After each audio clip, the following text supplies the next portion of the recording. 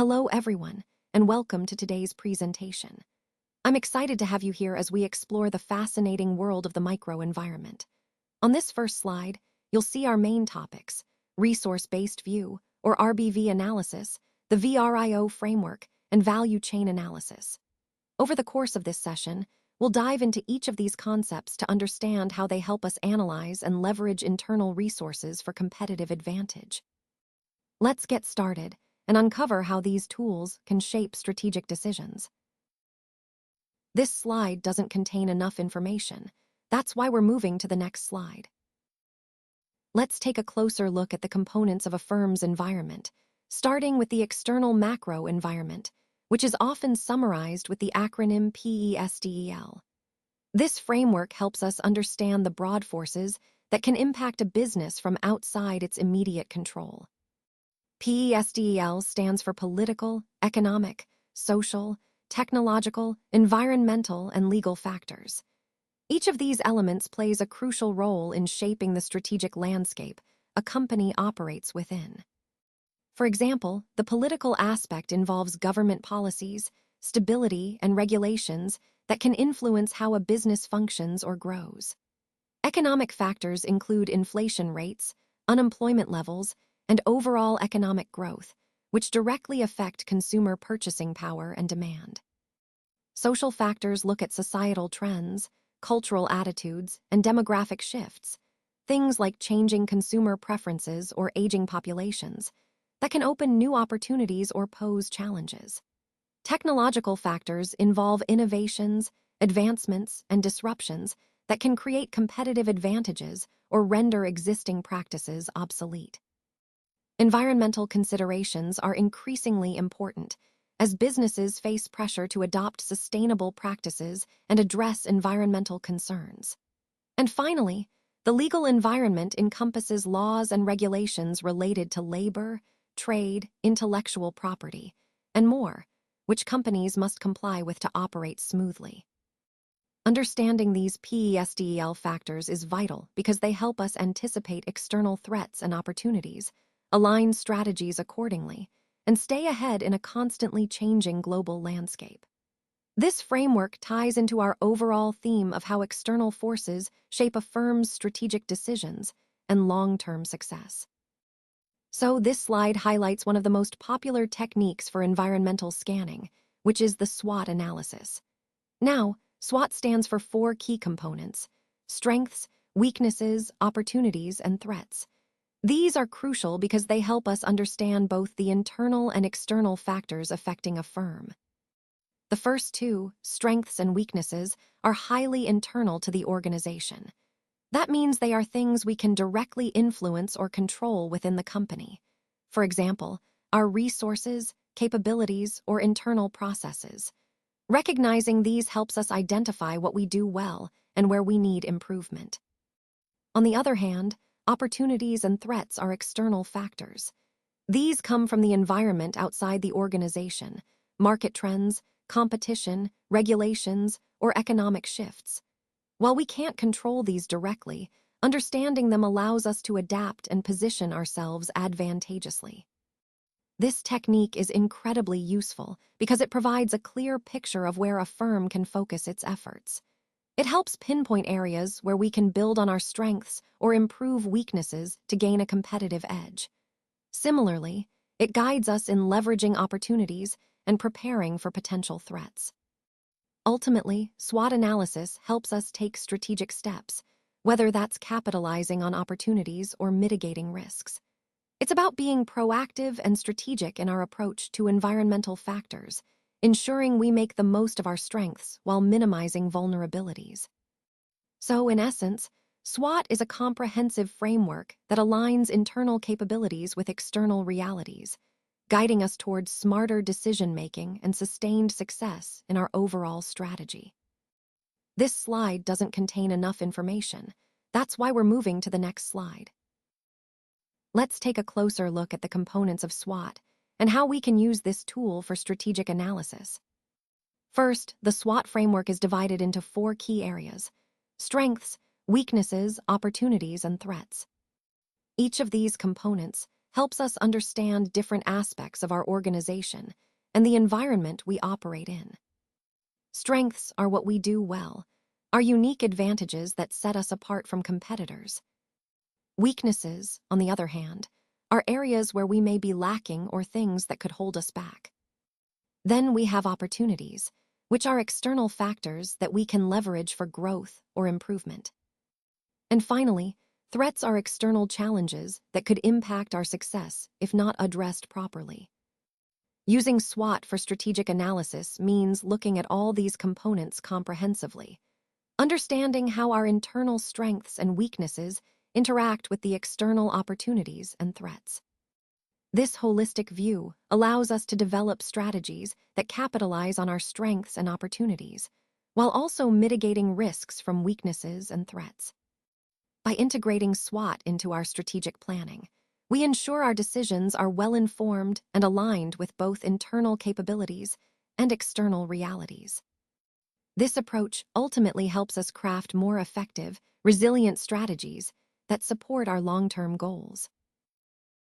Now, let's take a closer look at the microenvironment. This refers to the immediate factors that directly influence a company's ability to serve its customers and succeed. It includes members of the firm itself, such as employees and management, who play a crucial role in day-to-day operations. Then, we have investors, those who provide the financial backing and have a stake in the company's success. Finally, the assets a firm possesses, like physical resources, intellectual property, and technology, are also part of this microenvironment.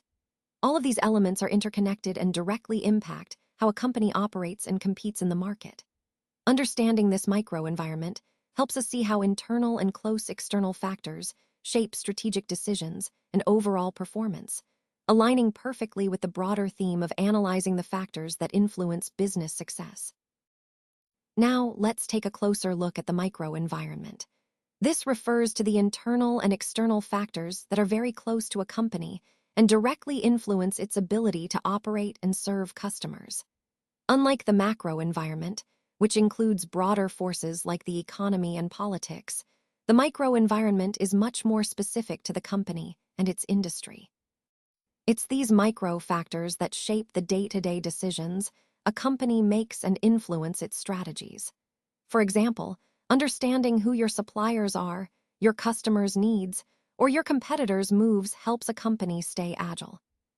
By effectively managing and understanding this microenvironment, a company can gain a real competitive advantage. It allows the business to respond quickly to new opportunities or threats that arise in its immediate surroundings. So, in essence, the microenvironment is about the close-up, detailed factors that directly impact how a company operates and grows. Recognizing and handling these factors well is key to staying ahead in the marketplace and aligning strategies with real-time conditions. Now, let's talk about the microenvironment, which is also often called the operating environment or the task environment. This is really important because it encompasses the day-to-day factors that a company interacts with regularly. Think about suppliers, who provide the raw materials, customers, who buy the products or services, and competitors, who are vying for the same market share. These elements are constantly influencing how a business operates on a daily basis. We refer to it as the operating environment because it directly impacts the company's daily functions and decisions. It's the immediate context within which a business must navigate to succeed. Additionally, we sometimes call it the task environment because it includes those specific elements that directly influence the company's ability to reach its goals. These are the factors that can either enable or hinder progress toward objectives. Understanding this microenvironment helps a company adapt and strategize effectively, which ties back to our overall theme of strategic management and competitive advantage. Recognizing these key players and influences is crucial for making informed, agile decisions in a competitive landscape. Now, let's take a closer look at the components of the microenvironment. First, we have the company itself.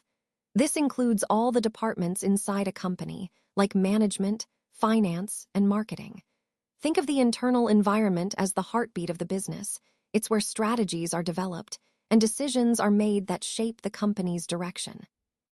Next, we have suppliers. These are external organizations that provide the materials and resources the company needs to operate. Their reliability and pricing can significantly impact our production and profitability, so building strong, trustworthy relationships with suppliers is crucial. Then there are our competitors, other companies offering similar products or services. Keeping an eye on them is essential because it helps us understand market trends and adjust our strategies accordingly to stay ahead. Of course, customers are at the core of everything. Their needs, preferences, and behaviors directly influence our success. By understanding our customers deeply, we can tailor our offerings to better meet their expectations. We also have marketing intermediaries, such as resellers, advertising agencies, or delivery companies. These firms help us sell, distribute, and promote our products more effectively, expanding our reach in the marketplace. Lastly, we consider the publics, groups that can influence or be affected by our activities. This includes communities, media, or government bodies.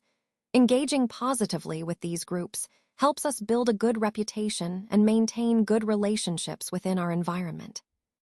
All these elements together form the microenvironment, which directly impacts how we operate and succeed in the market. Recognizing and managing these components is key to developing a strong, adaptive business strategy. Firms gain and sustain a competitive advantage by leveraging resources and capabilities that are unique, valuable, and difficult for others to imitate. This approach is known as the resource-based view, or RBV.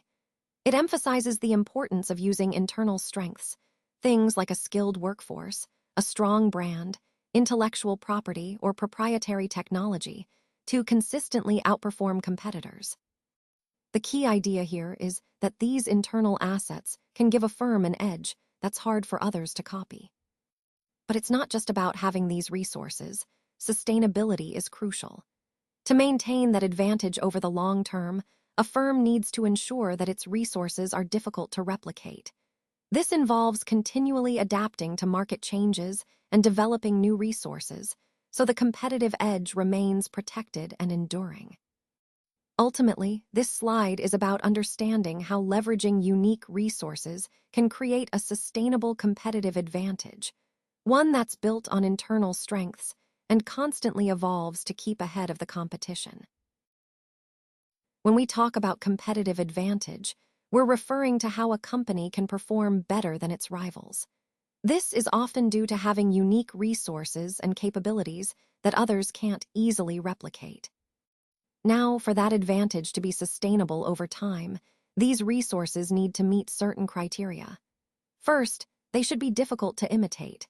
This could be because they're protected by patents, because customers have strong brand loyalty, or because of a company's unique culture that's hard to copy.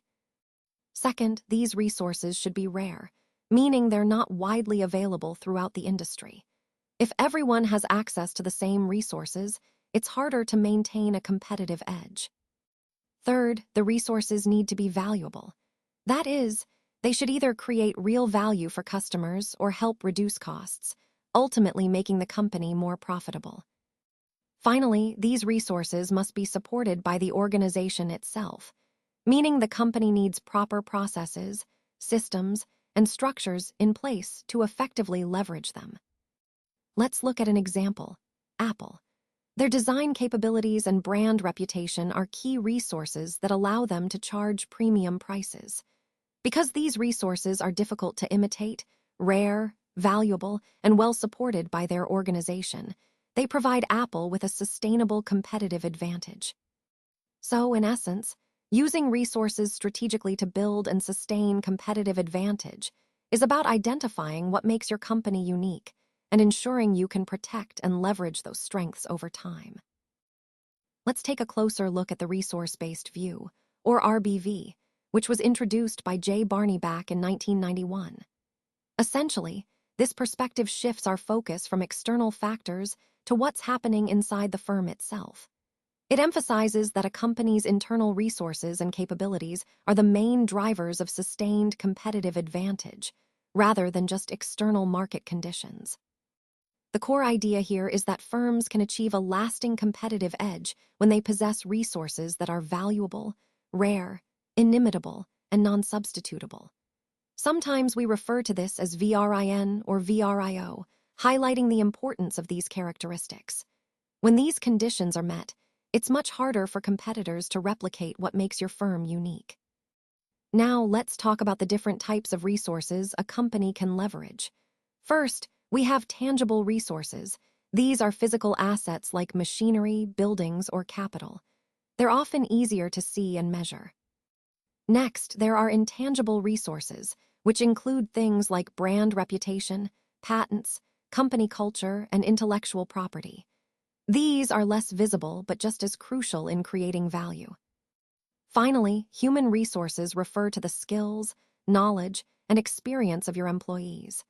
Their expertise can be a vital source of innovation and competitive advantage.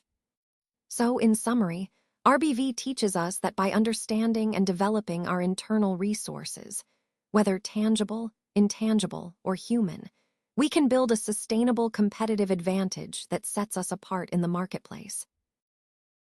This slide doesn't contain enough information. That's why we're moving to the next slide.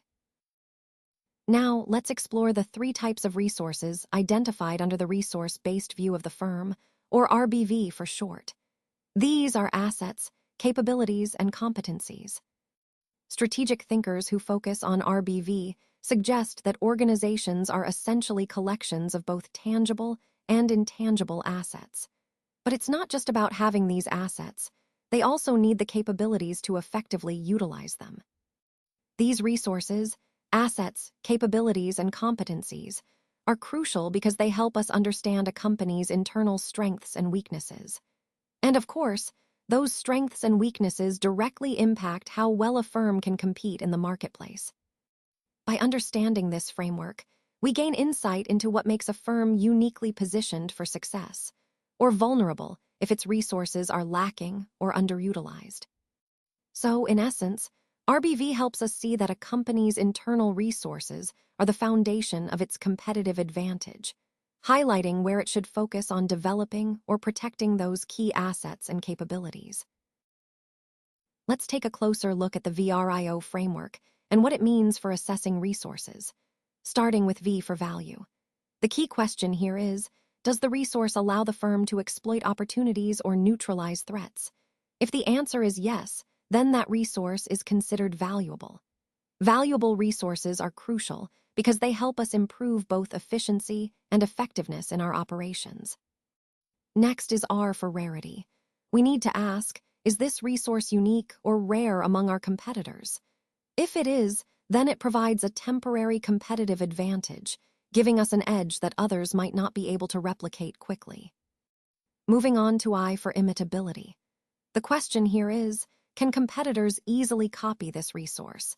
If it's hard to imitate, then our advantage can be sustained over a longer period because others won't be able to replicate it easily. Finally, we have O for organization. The critical question is our firm organized to fully exploit this resource? Even if a resource is valuable, rare, and hard to imitate, without the proper organization and processes in place, we might not realize its full potential or competitive advantage. Putting it all together, the VRIO framework helps us evaluate whether our resources truly provide a sustainable competitive advantage by examining these 4 elements: value, rarity, imitability, and organization, and how well we align our capabilities with them. Let's take a closer look at the VRIO framework. This tool is essential for assessing a company's internal resources and capabilities. VRIO stands for value, rarity, imitability, and organization. First, we evaluate whether a resource or capability provides value. Does it help us exploit opportunities or neutralize threats? If it does, that's a good starting point. Next, we consider rarity. How unique is this resource compared to competitors? A rare resource can give us a competitive advantage. Then we look at imitability. How difficult is it for other firms to imitate or copy this resource? The more difficult, the more sustainable our advantage becomes. Finally, organization. Are we structured in a way that allows us to fully leverage these valuable, rare, and hard-to-copy resources? Without proper organization, even the best resources won't translate into competitive advantage. Connecting this to our overall theme, the VRIO framework helps us identify where our true strengths lie and how to strategically develop or protect them. It's a powerful way to ensure our resources are aligned with our long-term goals. This slide doesn't contain enough information. That's why we're moving to the next slide. All right, let's dive into how these resource characteristics translate into different competitive outcomes. When a resource is valuable, rare, costly to imitate, and organized properly, it leads to a sustained competitive advantage. This is the gold standard, as it allows a company to maintain its edge over time. On the other hand, if a resource is valuable and rare but can be easily imitated, then the advantage it provides is only temporary. Competitors can catch up quickly, so the edge doesn't last long. If a resource is valuable but common, meaning many competitors have it, then it results in what's called competitive parity. In this case, no one has a clear advantage, just a level playing field. And finally, if a resource doesn't add value at all, then it can actually place a company at a competitive disadvantage, because resources that don't contribute to value can waste time and money. So the key takeaway here is that the combination of these characteristics determines whether a firm gains a lasting advantage or just a fleeting one, emphasizing the importance of developing unique, hard-to-copy resources aligned with the overall strategy. Let's take a closer look at this slide, which presents a value chain example. As you can see, we're focusing on how value is created and added at each stage of a business process. This is where value chain analysis comes into play. It helps us identify the key activities that contribute to a company's competitive advantage. By analyzing each link in the chain, be it inbound logistics, operations, outbound logistics, marketing, or service, we can pinpoint areas for improvement or innovation. This approach ties directly to our overall theme of understanding how to optimize business performance. Recognizing these activities allows us to see where value is maximized and costs are minimized, ultimately helping us deliver greater value to customers and stay ahead in the market. In this framework, any business can be viewed as a series of interconnected activities. Each of these activities is designed to produce value specifically for the customer. By focusing on creating additional value at different stages, the firm has two main options. It can charge more for its products or services, or it can deliver the same value at a lower cost. Either of these strategies leads to a higher profit margin, which is ultimately what boosts the organization's financial performance. This approach is central to value chain analysis, as it helps us understand how every part of the business contributes to overall value and profitability. So, by analyzing and optimizing these linked activities, a company can gain a competitive advantage and improve its financial results. Now, let's look at our goal here. We want to identify activities where the firm can either cut costs or find ways to differentiate itself, creating a real competitive advantage. To do that, we need to examine the internal activities of the company itself, really digging into what makes it unique and efficient. This is where the concept of the primary activities comes in. These are the activities that directly create value for the business. They form the core of how the company operates and delivers value to customers. First, we have inbound logistics, which involves receiving, storing, and distributing inputs, basically managing the raw materials or components that go into the product. Then, there are operations, where those inputs are transformed into the final product. This could be manufacturing, assembly, or processing. Next is outbound logistics, which is all about delivering those finished products to customers, ensuring timely and efficient distribution. Then we have marketing and sales, where the focus is on communicating the value of the product to customers and convincing them to choose it over competitors.